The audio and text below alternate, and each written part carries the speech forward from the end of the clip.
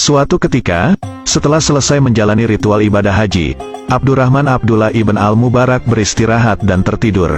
Dalam tidurnya ia bermimpi melihat dua malaikat yang turun dari langit, dan mendengar percakapan keduanya. "Berapa orang yang datang tahun ini untuk berhaji?"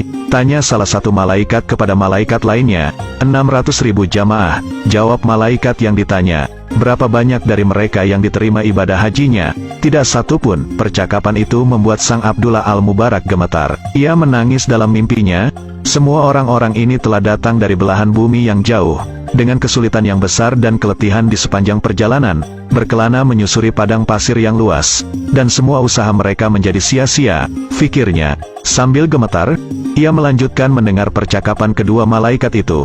Namun ada seseorang, yang meskipun tidak datang menunaikan ibadah haji, akan tetapi ibadah hajinya diterima dan seluruh dosanya telah diampuni. Berkat dia seluruh ibadah haji mereka diterima oleh Allah. Kenapa bisa begitu? Itu kehendak Allah. Siapa orang tersebut?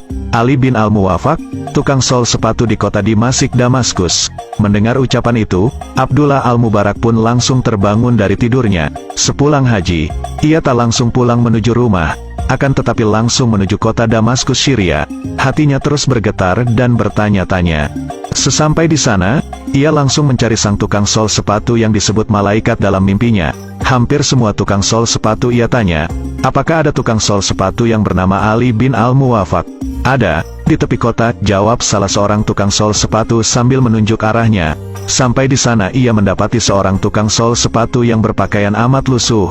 "Benarkah Anda bernama Ali bin al-Muwafaq?" tanya Abdullah al-Mubarak. "Betul Tuan, ada yang bisa saya bantu? Saya hendak tahu, adakah sesuatu yang telah Anda perbuat, sehingga Anda berhak mendapatkan pahala haji mabrur? Padahal Anda tidak berangkat haji." "Wah, saya sendiri tidak tahu Tuan, coba ceritakan bagaimana kehidupan Anda selama ini."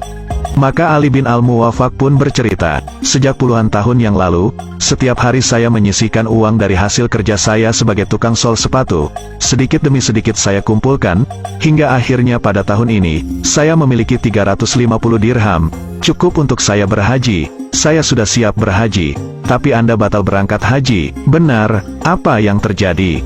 "Ketika itu, istri saya hamil dan mengidam.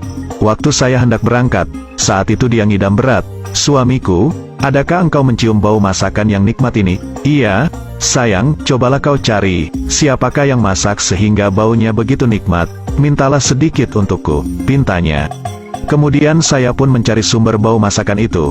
Ternyata berasal dari gubuk yang hampir runtuh. Di situ ada seorang janda dan 6 anaknya. Saya mengatakan kepadanya bahwa istri saya ingin masakan yang ia masak, meskipun sedikit.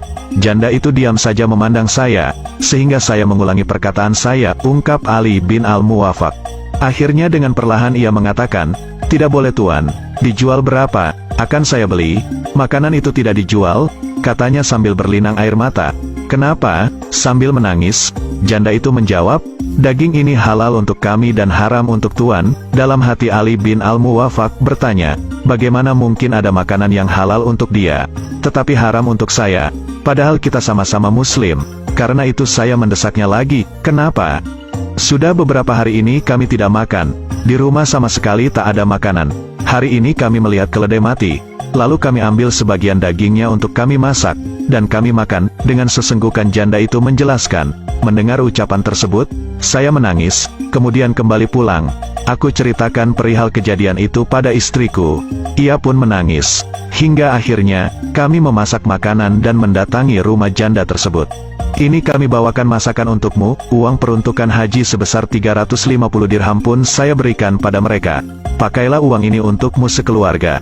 Gunakanlah untuk usaha, agar engkau tidak kelaparan lagi." Mendengar cerita tersebut, Abdullah al-Mubarak pun tak bisa menahan air matanya. Ternyata inilah amalan yang dilakukan oleh Ali al-Muwafaq sehingga Allah menerima amalan hajinya meskipun dirinya tidak berkesempatan menunaikan ibadah.